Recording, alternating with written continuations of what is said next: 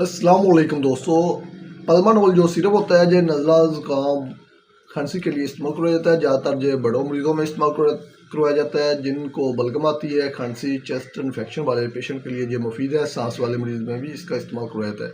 जिनको सांस लेने में दुश्वारी होती है, बार बार खांसी आती है, बलगम वाली हो या खुश्क खांसी हो, दोनों में इस्तेमाल करवाया जाता है। इसका जो तरीका इस्तेमाल होता है वो 2 चम्मच सुबह, 2 दोपहर, 2 शाम को 3 टाइम जो इस्तेमाल करवाया जाता है। नीम गर्म पानी में डालकर इसको इस्तेमाल करवाया जाता है। इसकी प्राइस के बारे में बात करते हैं तो इसकी प्राइस जो होती है 175 रुपये में आपको किसी भी अच्छे मेडिकल स्टोर से आप इसको हासिल कर सकते हैं।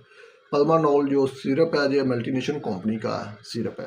इसके साथ खांसी के लिए आप और कोई भी मेडिसिन इस्तेमाल कर सकते हैं, इंजेक्शन भी इस्तेमाल कर सकते हैं। अगर आपके माइंड में जहन में किसी मेडिसिन के मतलब कोई क्वेश्चन होता है तो आप कमेंट्स में पूछ सकते हैं। अपना ख्याल रखिएगा, दुआओं में हमें याद रखिएगा। ओके, हाफिज़।